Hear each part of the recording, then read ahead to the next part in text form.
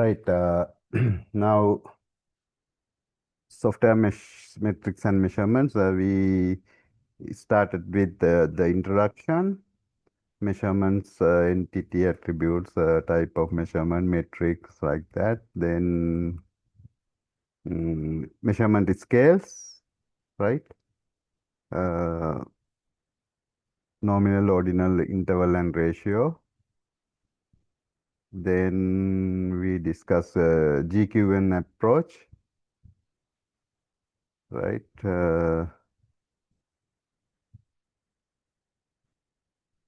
Then under software metrics, size matrices, we discuss about line of code uh, and functional point analysis. Now, previous years, actually, this course module final exam uh, was open book one, right?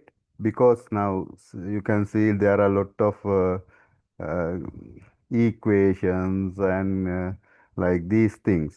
Ne?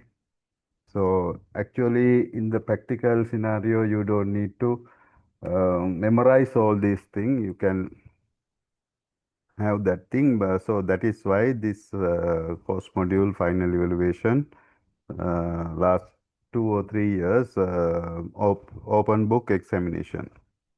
But I want to know about your idea, whether we follow that method or just closed book one.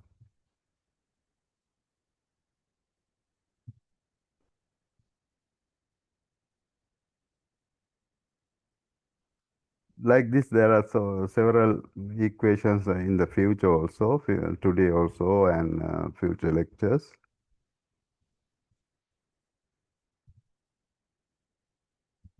Right.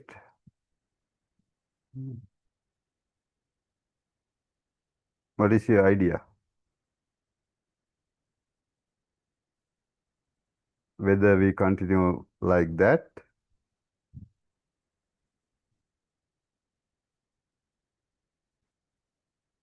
But if you think about last 2 years results, even though this is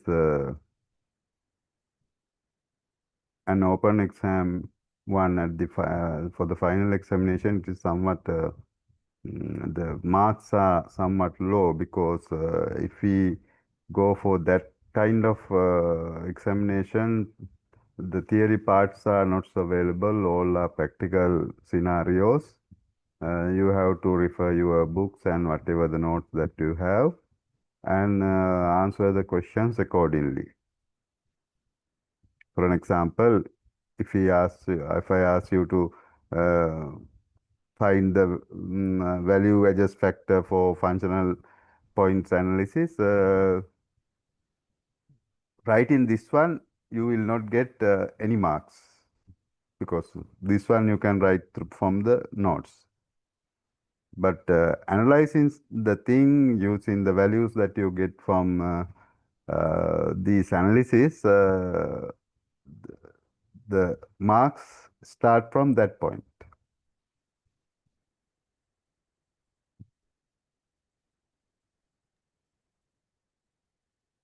What is your idea?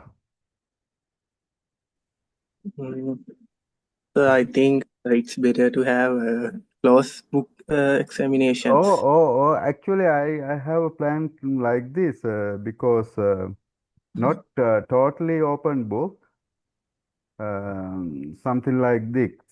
Before examination, before in the last week of the semester, um, we will provide you one A4 sheet, right? One A4 sheet with my signature and the stamp. You can write anything on that A4 sheet, double side, whatever the font size. I don't care about that. You can take that A4 sheet for the examination. Not all the notes and all the things. The important things that you feel. You can write down in the both side of that A4 sheet. That A4 sheet must be signed by myself, and you can bring that A4 sheet for the examination. It's like a Jnanapatiyak, ne? You don't need to cheat anything, take any small piece of papers for the examination, and if you get caught, this is your final year, so you will not get no, not get the degree, definitely. Any violations of the examination, and you can write down whatever these kind of things. Some kind of open exam, but not totally.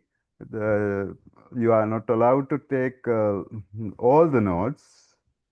You can just uh, bring that A4 sheet only.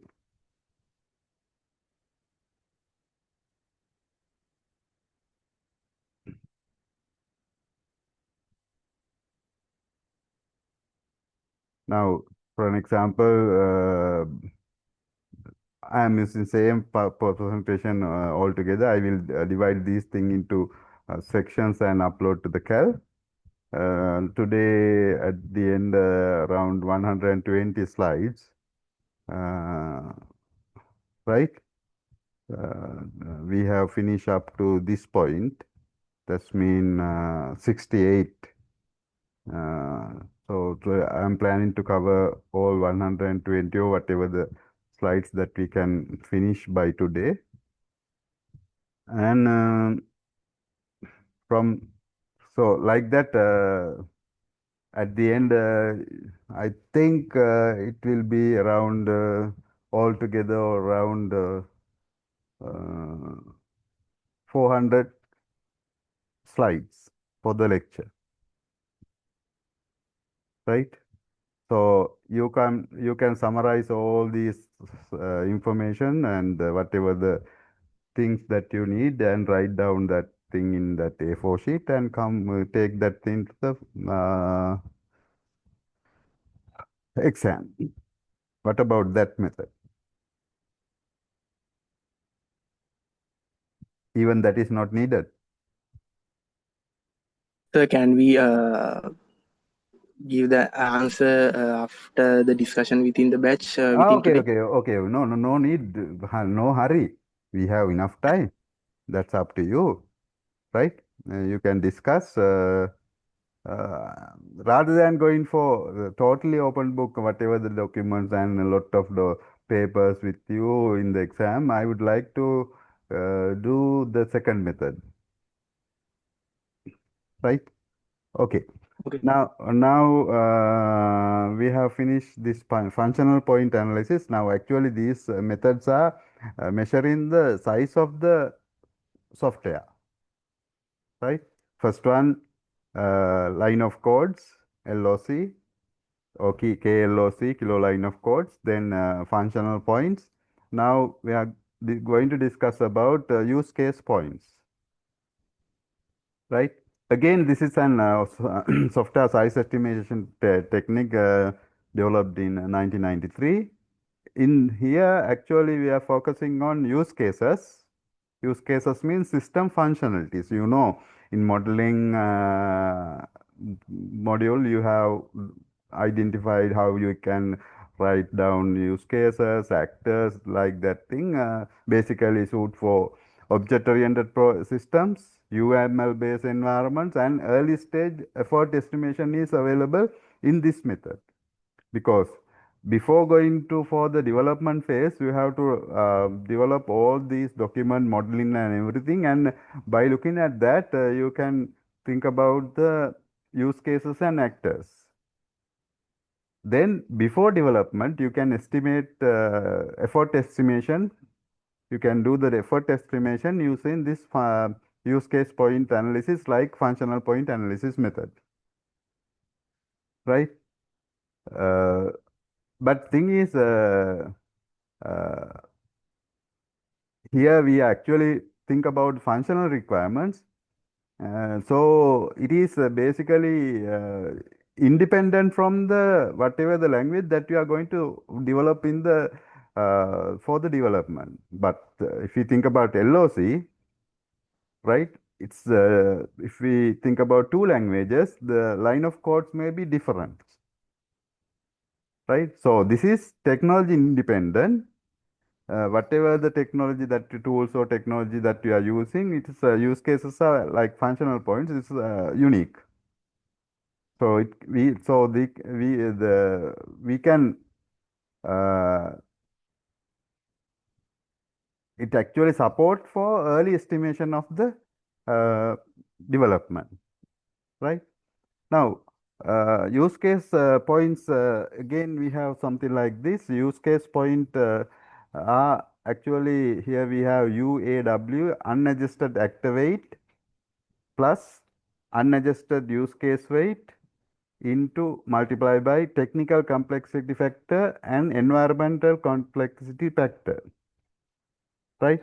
We will discuss each of these components separately, right? So use case points mean first we have to think about active weight, use case weight, the technical complexity, environmental complexity factor, right? Now, unadjusted active weight, that's mean UAW, mean actors are external, actually actors are external entity interact with the system. So we can divide these actors into three categories: simple.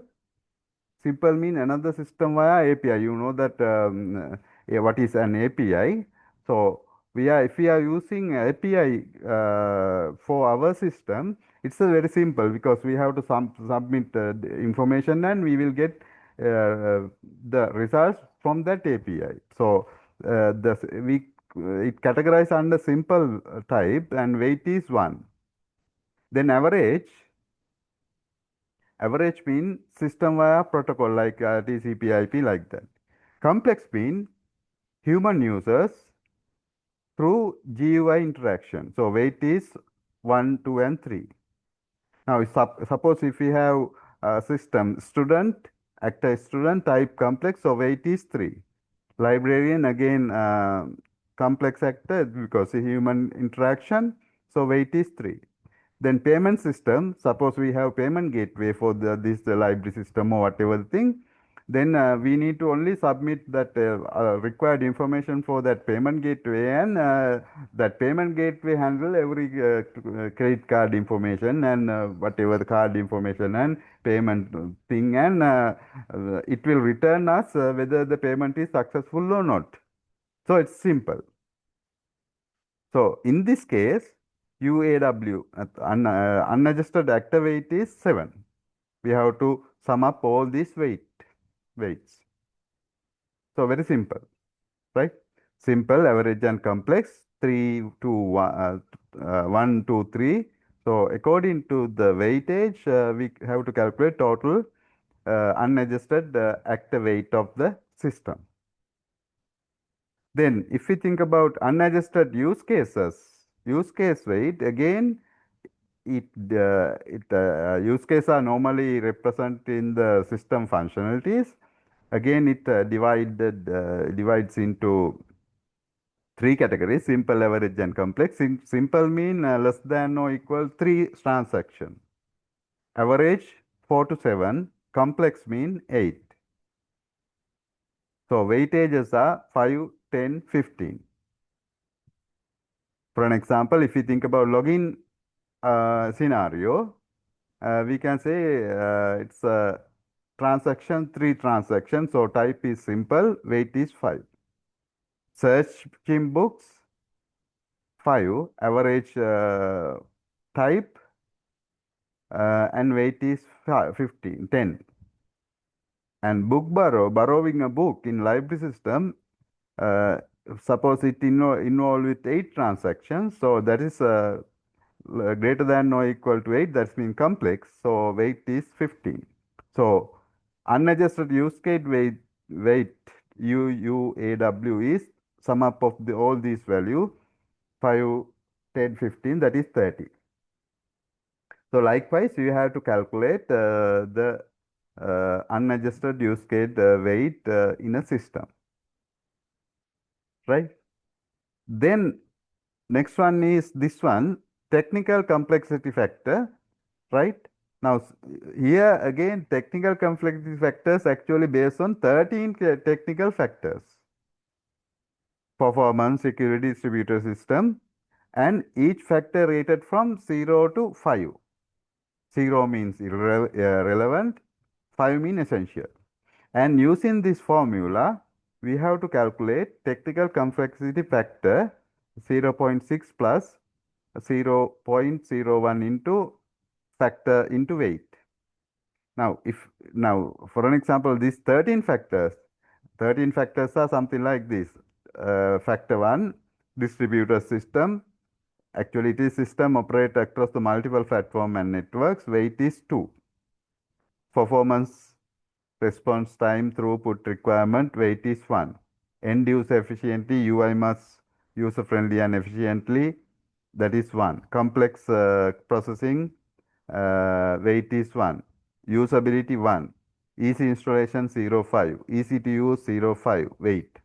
Probability, sorry, portability. Portability mean running the system on all the platforms. Weight is 2. Easy to change, maintainability and flexibility matter 1. Concurrency, multiple users process simultaneously. So weight is 1. Security, third party access, special training required, need for user training, all are 1. So these are the weight factors of these technical factors. 13 technical factors. And now if you think about the way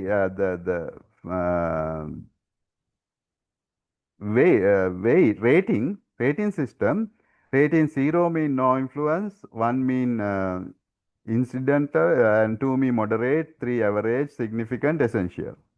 Likewise, we have to think about these 13 factors with the what you call by rating, and we can have wait, like this. Now suppose these are the 13 factors. Weights according to this graph is 21110 21111 likewise. So the weights are here. Now this is the rating. This rating actually based on our system, right? This rating based on our system, then we have to multiply these two, 2 into 3, 1 into 4 likewise, and get the final total. And put that in this formula.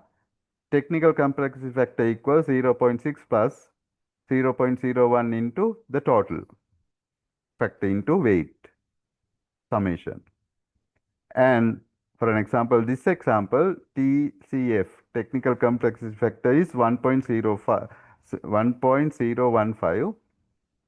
Actually, if it is less than 1, we can say it's a lower technical complexity.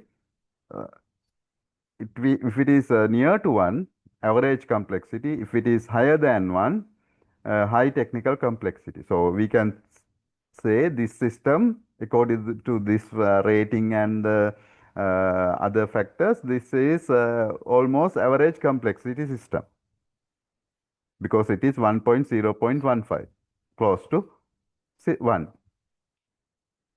right? So typically, actually, now you can see that again by using ratings all 0, we can get the minimum value. All 0 means this part is 0, so 0.6, right? If we put all 5, we can go get the maximum complexity, that is 1.3. You can understand what I am meaning. If I put all 5 here rating and get the summation of these all factor into weight values and put that value in here for the formula, it is 1.3, the maximum. So TCF, technical complexity factor, is vary from 0.6 to 1.3. like functional point analysis. In functional point analysis also we have calculated the minimum and the maximum. Last week we saw that in using that simple Excel sheet. Ne? So, so we can see that so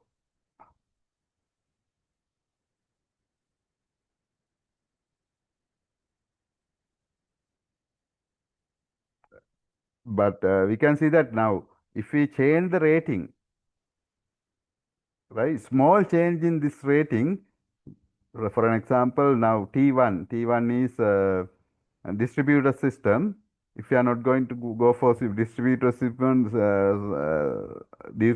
system, we can put rating 0. Then this is 0. Then it will quickly change the significant change in the TCF value, right? It affect the estimation, right? So this is how we can calculate technical complexity factor. So last one we need in our formula, it is environmental complexity factor. Now we saw that how we can calculate unadjusted actor weight, then unadjusted use case weight and technical complexity factor. Then we have to think about environmental complexity factor. So environmental complexity factor, again we have a formula like this. It actually based on 8 environmental factors. And again, we are going to rate that thing 0 to 5, right? 8 environmental factors. Environmental factors are actually not directly the functionalities and everything, but it's something like this. For an example, these are the 8 environmental factors. Familiar with the development process, application experience, use object-oriented experience, lead analysis capability, motivation, stable requirements, part-time staff, difficult programming language, right? These are the 8 the environmental factors. These are actually based on the environmental of the software development, right? Now, if we think about the weightages, 1.5, 0.51, 0.512 stable requirements are actually the highest one. And you can see even minus values are here, right? Part-time staff, presence of part-time team members, if we need, it is actually minus value weightages, right? So, according to this, again, we have to think about the rating. Rating means 0, no experience or very poor, low, moderate, average, good, excellent, 0 to 5 weightages. According to that, we can put the same way we can calculate the environmental complexity factor. For an example like this, for an example, these are the environmental factors. Now suppose we have weight like this, rating like this. So the summation of factor into weight are 21, right? 21. And apply that thing into here. Apply that into here. We got for this example 0.77.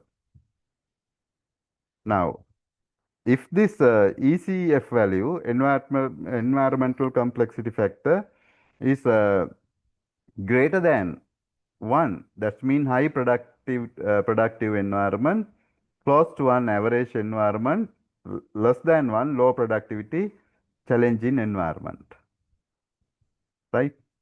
Because this is minus, right? Now, for this one also we can see with this will the minimum value of this one if we have instead of 21 if we have 0, so that's mean we have to that is 0 means -30 ne? So something 1.37 or something though,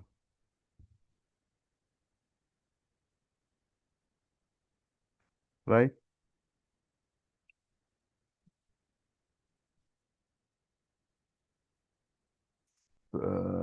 think it is not 0. Anyway,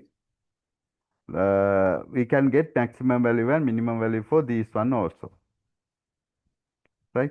So according to this, we can calculate environmental complexity. By using that, you can get this final use use case point uh, value, like functional point uh, analysis, right? So this is about the size, right? This is about the size of the software development, right? Software development, software development. Then if we think about next section, actually that is complexity matrices. Now complexity means uh, difficult, the something like this, difficulties in understanding the code, difficulties in testing and maintaining, risk of defects. These are the what we mean as complexity. Right? Complexity means if we cannot get clear understanding about code, that is the because of the complexity. And if we need to put more effort for testing and maintaining, again, that is because of the complexity. If we have more defects, no bugs, more bugs, that's mean basically if we have a simple complexity is very low, we don't need, actually we will get a very low number of defects.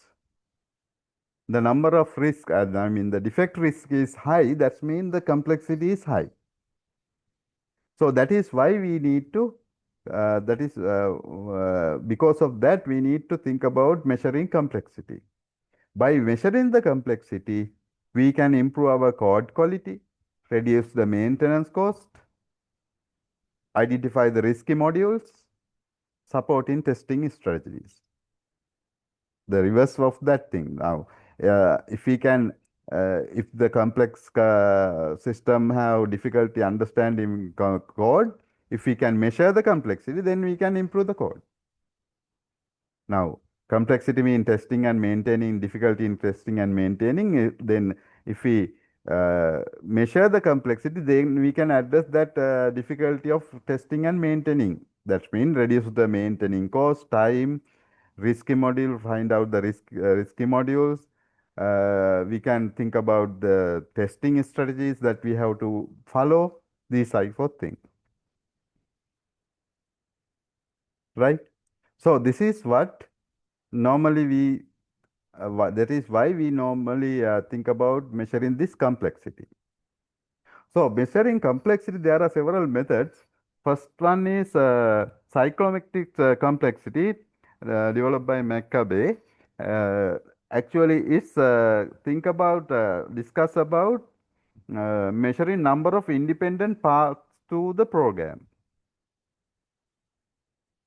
Independent paths through the program, right? VG, the paths, E, the equation is E minus N plus 2 times P. P is actually connected components, usually that is 1, right? E means edges, N means nodes, right? N mean nodes. Okay. Now, interpretation actually in the complex cyclometric complexity is something like this. If it is 1 to 10, the final value of this complexity value, cyclometric complexity value 1 to 10 means very simple one. 11 to 20 moderate, 21 to 50 complex, over 50 very high risk, complexity is very much high. Right? Then, okay, let me have some example with whiteboard. Stop sharing.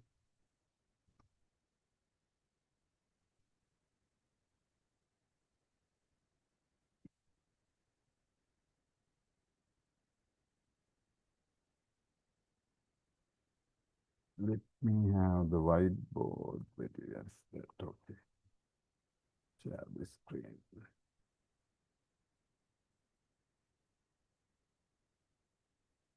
Share this. Okay, now I think you can see my whiteboard, no? Can you see my Ye- whiteboard here? Yes, sir. Let me have the tablet. Right now, uh, there are actually three methods. I will show you what are the three methods. One method is using this formula. One method is first method actually VG equals edges minus nodes plus 2p. 2p. Normally p is the connected components and normally p1 is equal to 1. Now for an example, if you think about small if condition like if x greater than 0, very simple one, print positive, right? Else print negative, right? Very simple one. Now here actually one is this one and another one is second method is think about the decision points. Vg equals decisions points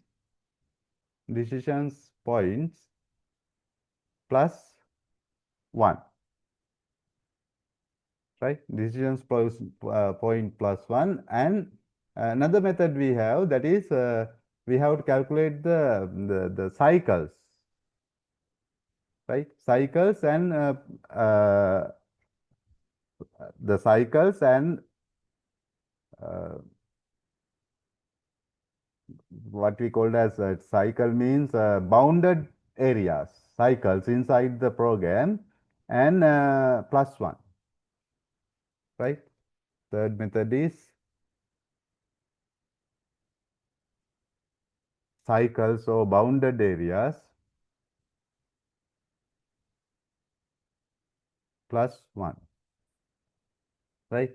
Now here we have in this part we have only one decision point, that is this one. So we can say for this part Vg equals 1 plus 1, that is 2, right? That is 2. 2. So in this small if condition, the cyclometric complexity is 2, right? In edges, I will show you in the graphical mode. If you think about another example like this, if x greater than 0, then again if y greater than 0, then print something, right? Let me have like this, right? Now here we can see uh, decisions point 2. So here Vg is actually 2 plus 1, that is 3. Likewise, we have to think about the cyclometric complexity number, right? Cyclometric complexity number. How I can get new one? One of one. What is there? Enable mode, drawing mode. How I can get new one here without for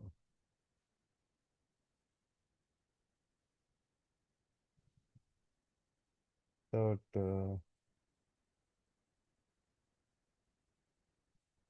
new one. Let me try. I just today I just For this one.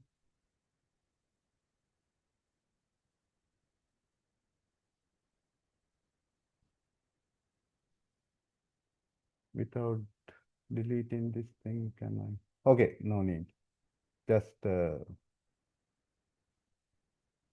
for this one. Now, suppose, okay, if we think about sequential, right? Sequential mean we have to write down the nodes like this, right? Suppose this is sequential. Now, if means if we have decision point this one, we can have two output and again we can go for some like this. This is if then else, right? Here we have one condition and two actions, and again after the if we can have another node, right? And if you think about while loop mean first we have to think about the condition. If the condition is true, we will do something and again go to condition, and if it is false, go to this one. This is while, right? This is while. This is if else. This is sequence, right? Now then do while or repeat until method. Repeat until mean condition is here, go to here and check the condition. If the condition is true, go to here, otherwise go to here. This is until or do while loops, right? Now think about method 1. Method 1 means Vg equals E minus n plus 2. Now here for the first scenario, it is Vg is E edges. We have how many edges mean lines? Here we have only one line, two nodes and plus 2. So that is 1. Second scenario, for the if else, Vg is edges 1, 2, 3, 4. Vg is for the second scenario, if else, we have 4 edges minus 4 nodes plus 2. So that is again 2. Then third scenario, we have edges, 3 edges with 3 nodes plus 2, that is again 2. Then fourth one, 3 edges, 3 edges, that is 1, 2, 3. 3 edges and 3 nodes plus 2, that is again 2. Right? Then if you think about this method, Vg equals P plus 1, function, the decisions points. Decisions point plus 1, decisions point plus 1 method. So if you think about first one, there is no decisions for this first scenario. So this is 0 plus 1, that is 1, right? First scenario, Vg. Then second scenario, for the if else statement, one decision point and 1, that is 2. Then third scenario for the while loop, right? While loop, only one decision point plus 1, that is 2. Because here we have only one decision point in the while section. Then repeat until or do while loop, again one decision point plus 1 equal 2, right? Then third method, that is what we called as bounded areas, number of cycles, bounded cycles or cycles, right? Uh, bounded areas plus 1. Then first scenario, if we have just sequential like this, no bounded areas, no rounds, cycles in this one. So this is 0 plus 1, 0 plus 1, that is again 1. Second scenario, in here we have only one bounded area cycle. So we can say that is 1 plus 1, that is 2. The third scenario, again only one cycle here, you can see. So 1 plus 1, that is 2. Then until version, repeat until Vg. Again, one cycle we have only here. So 1 plus 1, that is 2. Now you can see all the values here equal whatever the method that we use, right? Now here actually three methods, right? Three methods. But we get for the first scenario in first method also 1, second method also 1, third method also 1, right? So likewise you can calculate number of the value for the cyclomatic complexity, right? Cyclomatic complexity, and if that cyclomatic complexity less than 10, then we can say it is a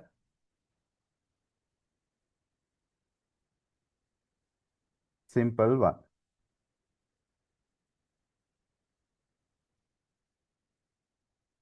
What happened? Putting in the key. Right? Let me see the table. Right? It is 1 to 10, that is simple. 11 to 20, that is moderate. 21 to 50, complex. Greater than 50, high, risky. Right. Okay. That's how we can calculate cyclometric complexity value. Wait. Okay.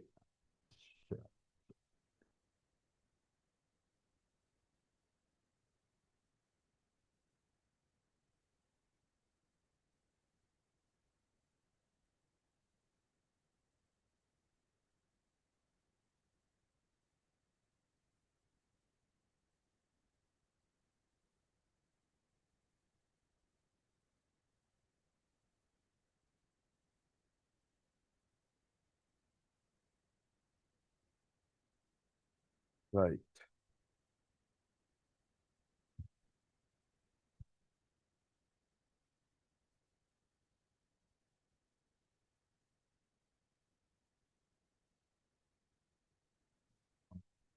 Now I need to share the presentation. Share this one.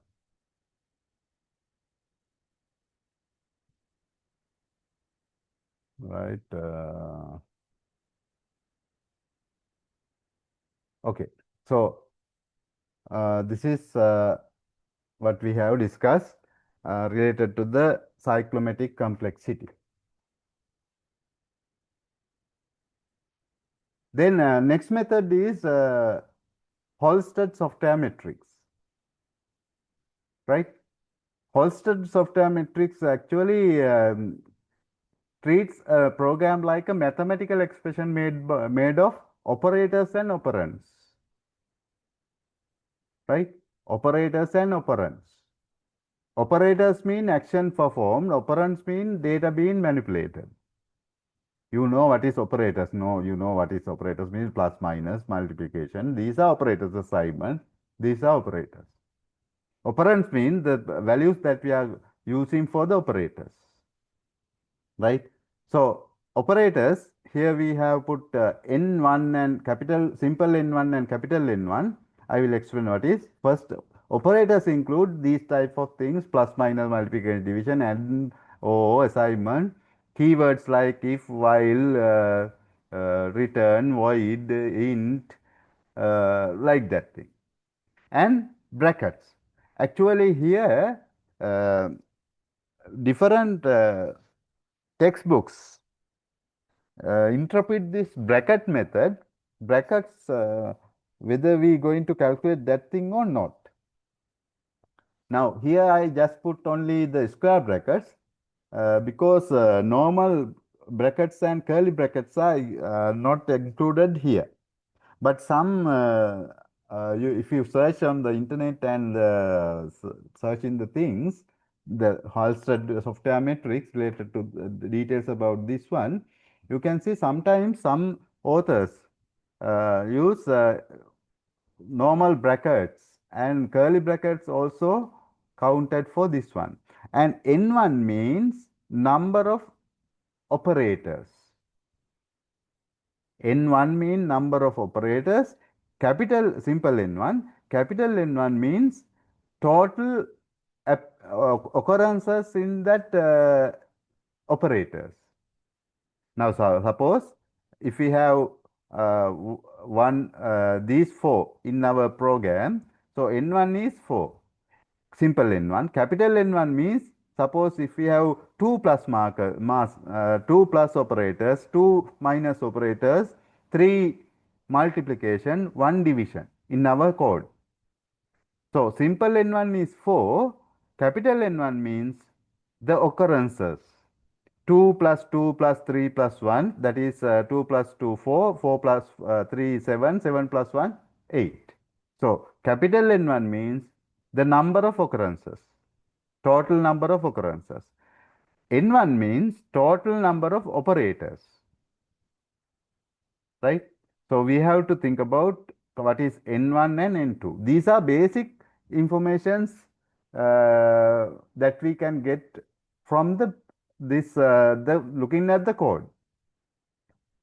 Same way, we have to think about the operands.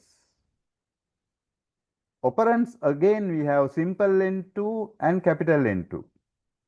Simple N2 means distinct operands, number of operands, A, B, C, 10, 5, likewise.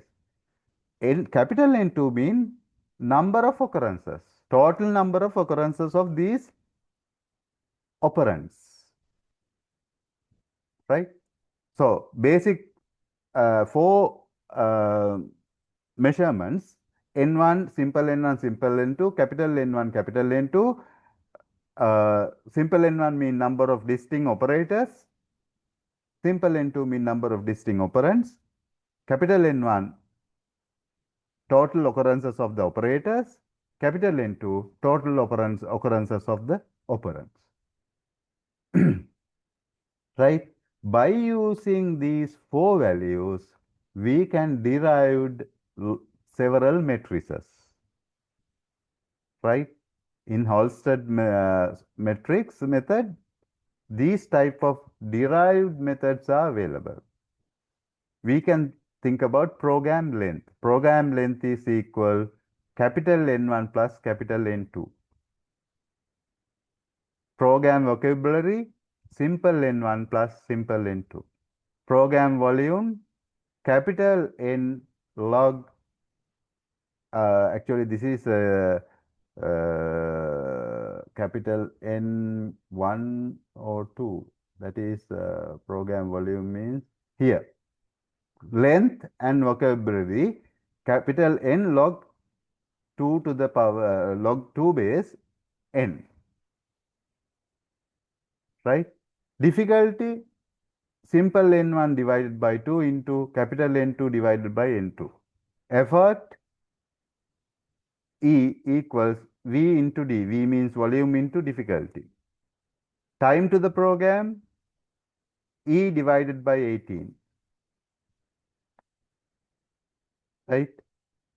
E divided by 18. Number of bugs, here V divided by V is here 3000. That is the standard values that we can use. Now suppose very simple one, right? I will use this one here. Okay, pen. Can I change the yes, black, right? Suppose I have simple operate. Shit.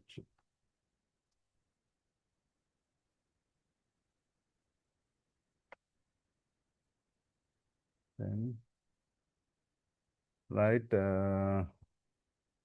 Suppose we have x equal a plus b plus c, b into c, right? Now we can simply say simple n1 is number of operands, sorry, number of operators. Number of operators n1 is simple n1 is 3 because we have equal plus multiplication. Capital N1 again for this one it is 3. Simple N2 we have 3, right? Simple N2 4 x a b c 4. Capital N2 again 4. So program length that is N1 plus N2 that is 7, right? Vocabulary again 6, sorry 7. N1 simple N1 plus simple N2. So 7 again, right? 7. Likewise, we can calculate all these things, right? Then program volume, that is n is 7, 7 log 2 to the power 2 and 7, that is 7. Let me check the 7. What is the value of 7? Let me have the calculator.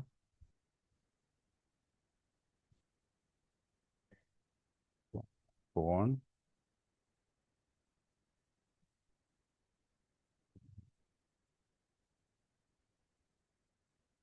7 means 4, 8. Yes, 3. Okay. The value is here around 19.65, right? Then difficulty, just put the values, that is 3 into 2 divide into capital N2 that is 4, simple N2 that is 4, so this is 1.5.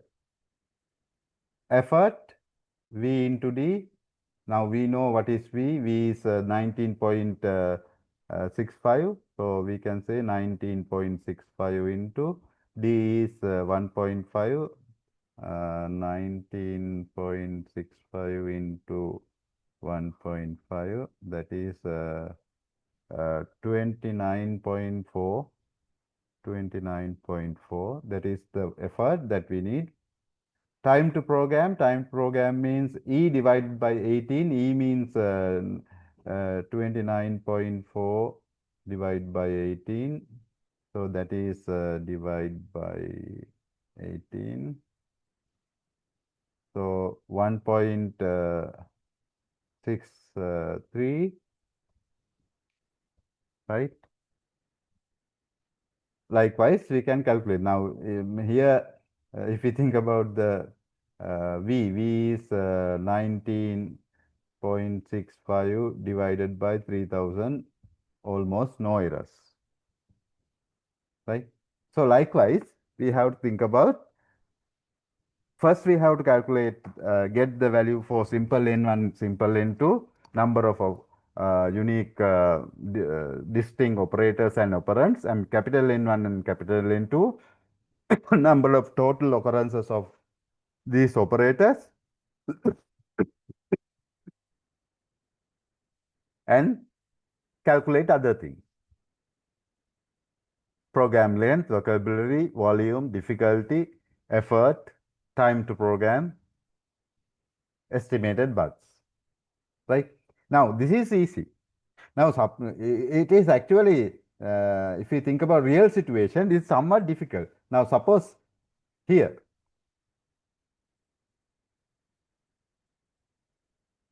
right? Now, suppose here, it is somewhat difficult because now, if we think this bubble sort algorithm, now if we want to apply this one in the Halstead complexity methods of matrices, we have to think about line by line what is value n1, n2, capital N1 and capital N2, right? Capital N1 and capital N2, right? Okay, let me show you line by line. Now, first line, void bubble sort int array int AR, that is variable name, then square brackets n. Now here I am not going to calculate the normal brackets. Now here we can see n1, capital N1, 3 for this line. Those are keywords void int sorry, this is must be 4 neither. This must be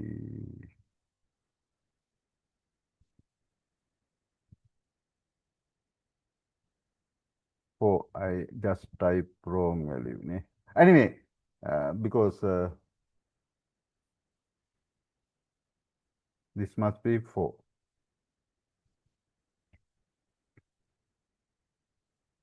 This must be 4. May I change that thing?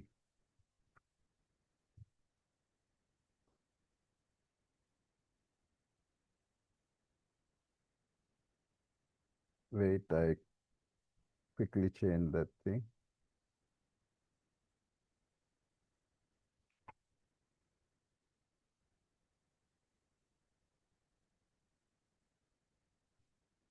Four, 4, 1, 5, 6. Anyway, that's okay. Right. Now here, void int n, then the square bracket, so 4. But number of operands, we have bubble sort, the function name, AAR, array name, integer value n. So 3. This is capital N2, okay? Later on, we can calculate simple N1 and simple N2, right? Simple N1 and simple N2.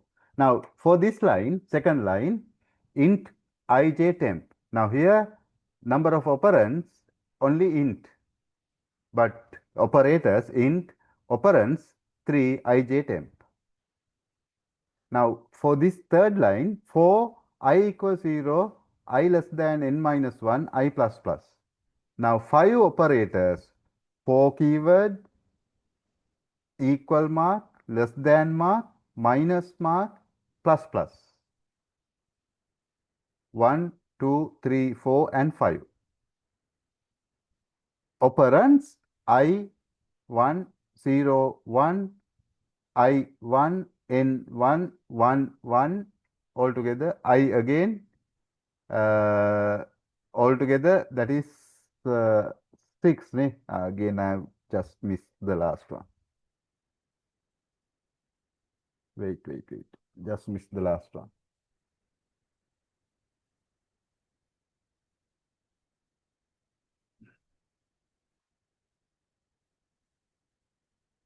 that is 6. J 1, 2, 3, 4, 5, 6, 7.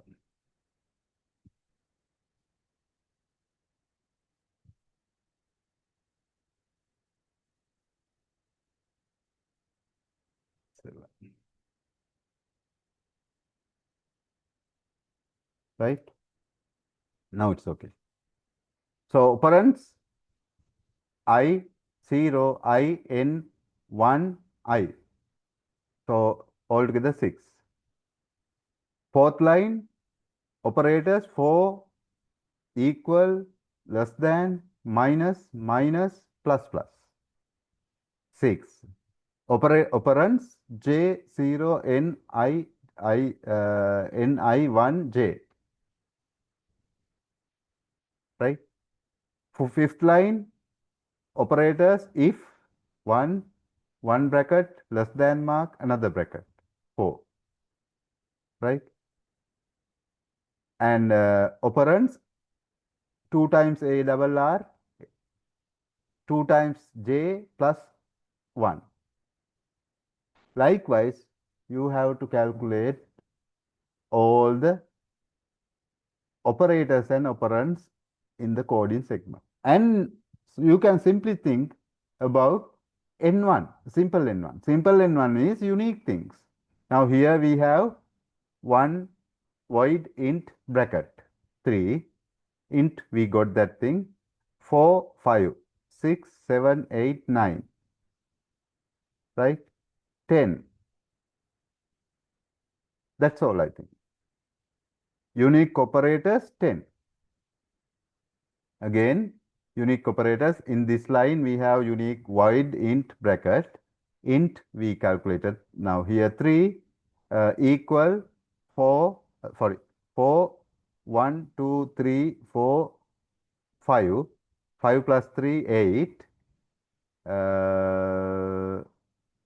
Then what else? If 10 and greater than mark, if 9 greater than mark, that is 10. So unique operator simple n1 is 10. Now simple n2, we have to calculate 1, 2, 3, 4, 5, 6, 7, 8, 8, 1, 2, 3, 4, 5, 6, 7, 8.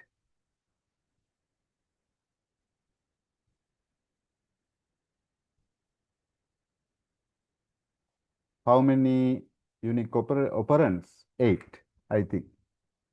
That's all. Bubble sort array n 3, ij temp 3, altogether 6, 0, 1, 8, 0, 1, 0, 1, 0, no, nothing. So simple n2 is, simple n2 is, let me have the pen.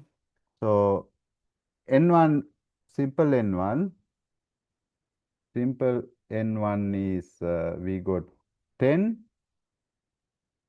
simple n2, we got 8. Then capital N1, we got 4, 5, 10, 10, 16, 16, 20, 24, 27. Am I correct? 5, 1, 4, 4, 1, 5, 5 plus 5, 10, 10, 20, 24, 27.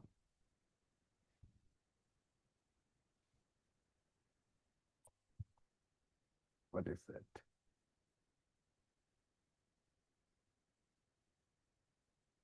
Right, 27. Here, 27. Then capital N2 equals 6, 6, 12, 12, 12 plus 7, 19, 19 plus 10, 29, 29 plus 7, 36.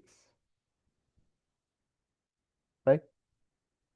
Now, by using, and this is this N1, simple N1, simple N2, capital N1, capital N2, we can think about the other derived matrices, right? Derived matrices uh, of by using Halstead software matrix by using these formulas: program length, vocabulary, volume, difficulty, effort, time to program, estimated bugs, right? Like this. Thing is, we have to calculate carefully N1, simple N1, capital simple N2, capital N1, capital N2, and apply these values for the formulas, right? So, by using this derived attributes, right? Now we can say that if we have high volume, that's mean large and complex program. If the difficulty level is high, hard to understand. That's easy, ne? I mean the obvious. Effort is high, more development time. High bugs mean more error prone, right? That's mean low values. If we get low values, uh, it actually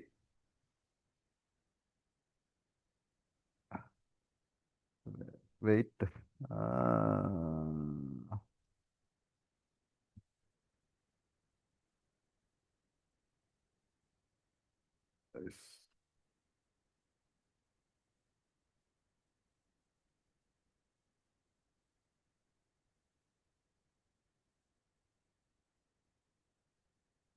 Presentation is tough. Okay, so uh, low values mean simple code, easy to maintain, number of bugs are very less, so like that. High values mean complex logic, debugging is very hard, difficult, right? Testing effect is high, right? Now, the advantage of this one is it is actually language independent because the number of uh, the value, the formulas, it is uh, independent because of the formulas that we are using. Easy to calculate because by carefully looking at the code, we can calculate simple N1, simple N2, capital N1 and capital N2 and do the rest. It is useful for effort estimation, right? So, and we can identify the complex modules by using this method separately for each and every modules, right? So this is what we have something called that Halstead software matrix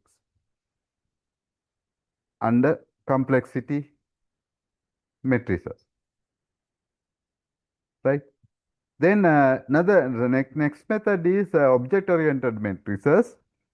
Actually here, CK matrix tool in other words, uh, here we are going to calculate WMC value weighted methods per classes. Here we are thinking about object-oriented development, right? Number of methods in the class. If we get high value, that's mean complex class. Simple WMC, that's mean uh, low WMC weighted method, that is very simple class. So WMC, the weighted method per class, we can uh, categorize into two. One, simple WMC count of method, weighted WMC, uh, sum of complexities, like cyclometric complexity for each method. Anyway, the idea is if we get 0 to 5, that's mean low category, right? Uh, Low category, simple classes, 6 to 10, moderate, manageable complexity, 11 to 20, high, complex classes. If it get greater than 20, very high, very complex and risky.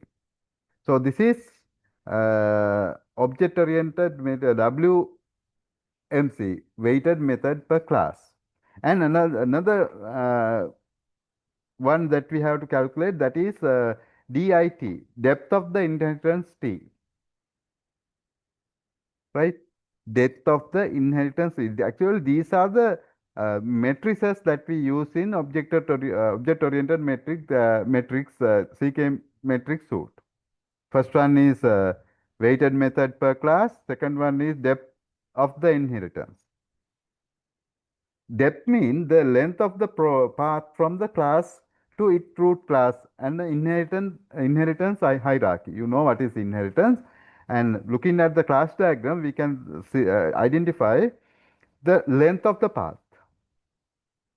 If the length is 1 to 0 to 1, no length or 1 length, it is a very low, no or more minimal inheritance. If it is 2 to 3, low, very low, low, moderate, high, very high. Right? In simple terms, actually, we can say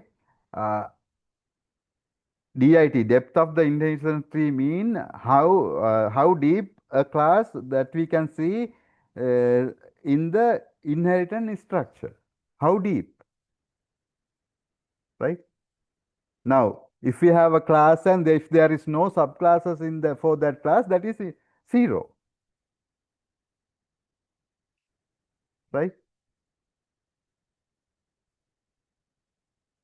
Right? Easy to understand. But if you think about uh, low category, if we have 2 or 3 subclass hierarchy levels, simple inheritance, but we can reuse the methods. Ne? Now, in the superclass, we know the class hierarchy. In the subclasses, we can use the methods that is available in the superclasses. Reuse the code. eh? And easy to maintain, because if we want to think about changing one method, if it is in the superclass, we can just simply change that thing, right? If we increase the DIT value to category moderate, then what happen? Now it's getting harder. Ne? 2, 3 is okay, but it's more than getting more than 4 over 4, getting difficulty across the classes, right? Now, if you think about greater than 7, deep hierarchy, no, and then actually it is some kind of overuse of the inheritance. And we need to maintain 7 levels of these cars. That means maintenance cost is very much high. Hari? So yeah, as a summary, we can say if we have low DIT values, low DIT values mean very low. If it is very low, under use of the inheritance. In the middle, that's mean like low and moderate values for DIT, it's somewhat okay. We can reuse the inheritance value. But if we have high DIT values, that's mean over complex, right? So actually, the best practice is keep the depth in between 2 to 5. That means maximum of 5. We have to behave like a low and moderate range of DIT values, 2 to 5. More than 5, too hard. Less than 2, too low, right? Too low. Now, suppose if we have something like a class like this. Now, if you have a superclass called object, under that object, if we have a class called vehicle, and suppose we have a subclass under the vehicle car, and under the car, we suppose now we have electric car, no? So at the top we have object, vehicle, then vehicle, then car, then electric car. So DIT value is 4. We have 4 levels. So the category is moderate. So we can manage that thing. Moderate means balance reuse. So understand that this depth of the inheritance of tree, actually we have to maintain that thing between 2 to 5. That is the ideal. Right? If we have moved to high DIT value, complex or risky design, low DIT means simple, but there is no usage of the inheritance. Right? We have to use the we have to get the advantage of the inheritance. So if it is less than 2, that means we are actually not using our the capabilities of the inheritance.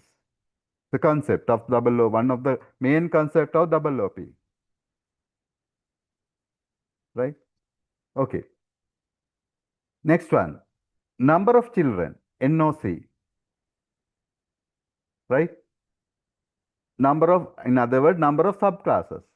High NOC means good reuse, but high testing effort. Now, you can categorize these things 0, 1 to 2 to 3 to 5, 6 to 10 over 10. If we don't have any subclasses, that means no inheritance. All are leaf classes. Low mean 1 to 10, 1 to 2, that's low, limited. Again, 3 to 5, moderate and balanced. 6 to 10, high, wild reuse. Over 10, very high, highly influential class. Right? So, if we don't have any classes, subclasses for a given class, that is no children, that means easy to maintain, but reusability of inheritance is not there. If it is 1 to 2, few subclasses, we can control the reuse, easy for the testing, safe and somewhat simple design. 3 to 5, moderate, that's actually the uh, reasonable number of classes, 3 to 5. Then we can reuse the code that are available.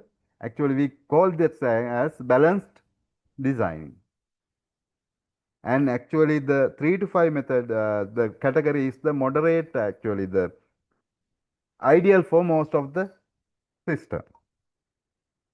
Then over 5, that is many subclasses. Many subclasses mean the parent class is more important than others. Because if we have some bug or defect in parent class, it will affect to all the classes. If we change anything in the parent class, it will affect to all the classes. Now, if the sub number of classes NOC is very high, we have to think about all these things. That means testing effort high, maintenance cost high, over 6, right? So the general idea of this one is high NOC values means more reusable but higher risk. Low NOC value, simpler, very simple design, but reusability is not there. Right? So this is what all the things about NOC, number of children. And next one, we have coupling between objects, CBO. That means number of other classes that a class is connected to or depend on. Right? A class consider coupling to each other. It use methods, access attributes, inherits from it, passes it as a parameter. Coupling, interconnection in between other classes. Again, several categories: 0 to 2 low category, weak coupling; 3 to 5 moderate, acceptable coupling; 6 to 10 high, strong coupling; over 10 very high, excessive coupling. If we have low category, 0 to 2 couplings, that means few dependencies, ne? Very few dependencies. We can say it's mostly independent. If it is 0, that means independent. Easy to maintain, easy to test, yes. High modality, but the thing is, uh, underutilization of the reuse. We are not using the actual thing, right? If it is 3 to 5, that is moderate one, acceptable range, uh, some interaction with other classes. It's a balanced design. Ne? Then this is actually the range that is most of the systems acceptable range, 3 to 5. Over 6, that's mean the class have over 6 value, CBO value over 6, that means it depend on other classes a lot. Okay, wait.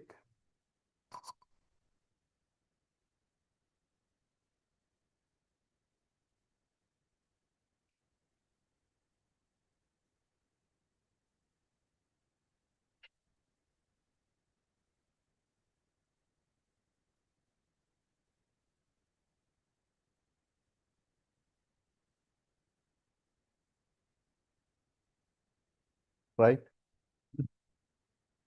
Strong, strong dependency. Eh? If it is over 10, over 6, strong dependency. Right? Okay. Then we have something called uh, RFC value. RFC value means response for the classes. That means total number of methods that can be executed in the response to a message received by another object that class. Right? In that method, it's actually thing methods inside the class and method called by other methods from other classes. Right? Again, if the RFC value is 0 to 10 is low, 11 to 25 moderate, 26 to 50 high, over 50 very high. Right? Actually, RFC value, response for the class, represent the behavioral complexity. Ne? Oh, we can say that is something like the level of the communication, right? If it is low, that means few methods executed, limited interaction with other classes. But if the RFC value is very low, it's easily we can easily understand the class behavior of the class. Easy to test. Testing is very easy because it's not interact with other classes. Ne? Complexity is low. Then if we have 11 to 25 moderate, ideal range actually for the most of the system, reasonable number of methods we have here, right? So if it is greater than that, that's mean hard, it is very complex behavior, right? Right? So suppose if we have a class and it inside that class we have 5 methods and it calls suppose another uh, 10 external methods. External methods mean call from other the methods available in other classes. So 5 plus 10, 15. That is moderate, right? So higher RFC value mean if we increase by increasing the RFC value, that's mean we need lot of test cases to required, we need lot of test cases to test these methods. And also that means the dependencies are very much higher. If this RFC value is getting higher, mean more dependencies and lower maintainability, because of more dependencies mean maintainability is very low. So we have to keep actually RFC value in between low to mid moderate, not more than moderate range.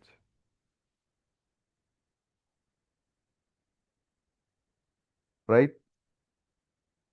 Now, suppose if we have a class, if it can trigger 60 methods, what happens? It's very easy, difficult test, because we have to test 60 methods for that class. So complex behavior, very high, very complex. And maintainability, very high, very difficult.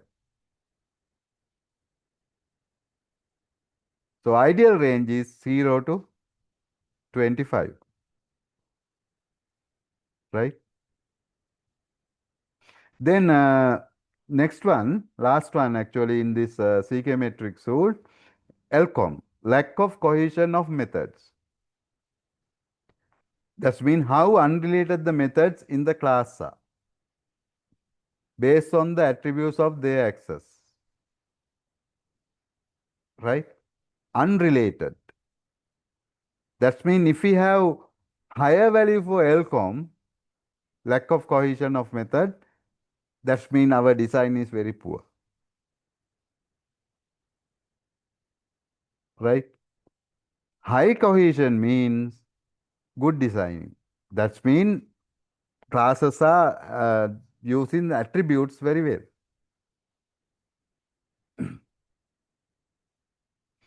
right? This value is 0, perfect cohesion, excellent designing, 0 to 0.3, very low, 0.3 to 7, moderate, 7 to 1, high, over 1, very high. Okay, just think about this thing. Let's go for an example and discuss that thing a little bit more, right? Little bit more like this. Suppose we have 5 classes. Library management system, 5 classes.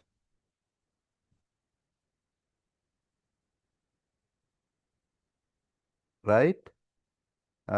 Library book member, student member, faculty member. Student member and faculty member actually subclasses of member class. So this is a class, member class. Class, we have 2 attributes for member and 3 methods. And for the book class, we have 2 attributes and 1 method. Check the availability, so, for an example. And for the library, we have 2 attributes and 2 methods. One is issue book.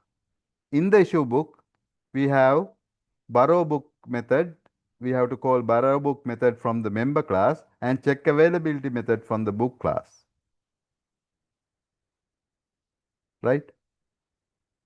In the return book method available in the library class, it uses return book method from the member class. Right? Give me 1 second. Now you have to think about these values based on this class diagram, classes definitions. And here we have subclasses definition. Student member is a subclass of member. It has own method called calculate fine. And the faculty member again have a subclass of the member class, and it own request is there, that is book. Okay, give me 1 second.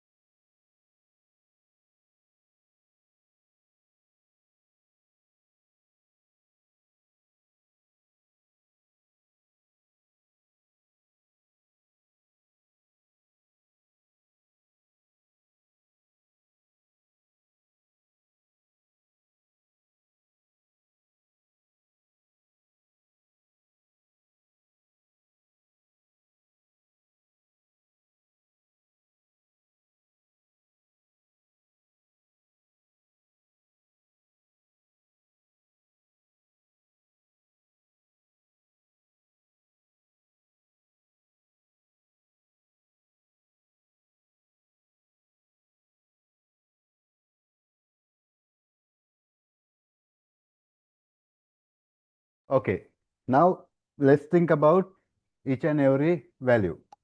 First one, WMC. WMC mean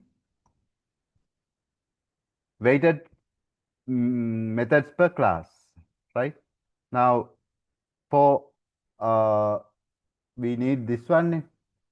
So now member class, 3 methods, book class, 1 method, student member, 1 method, faculty member, 1 method, library, 2 methods, right? Faculty 2 methods. Sorry, library 2 methods. Then DIT values only we have depth of the inheritance. Library 1, book 1, member 1, but the student member DIT value is 2, faculty member DIT value is 2, right? Then NOC. NOC means number of children. Now here library 0, okay, like this. Library 0, book 0, faculty member 0, student member 0, but member class we have 2. Those are student member and faculty member. Then CBO, cohesion. Cohesion means how many methods that we are calling from other classes.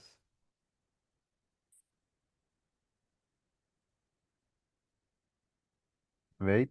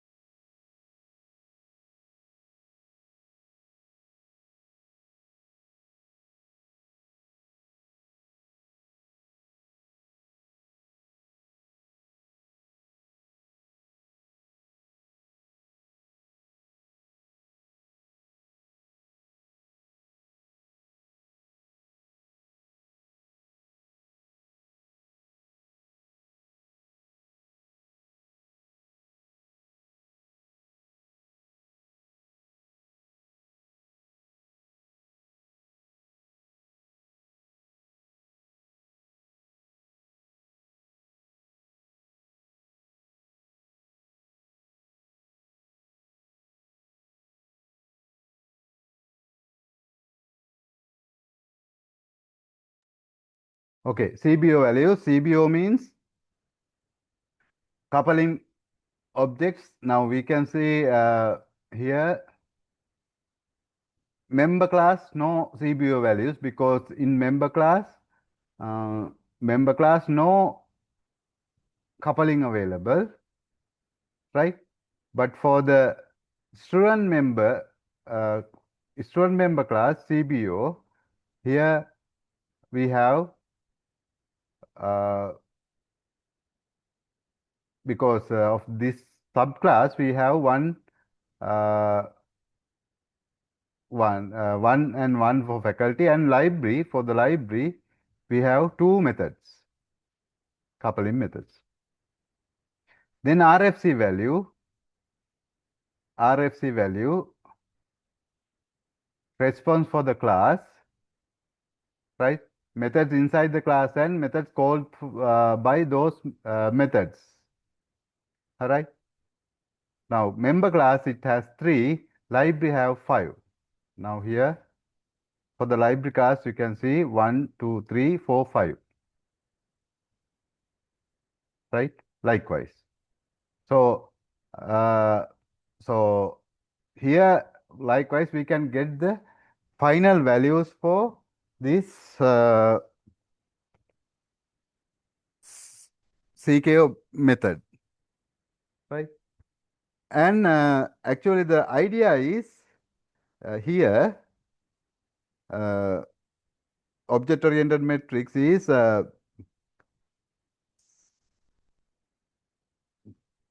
think about the class structure and get the values. So these are the methods actually we can think about when we think about the complexity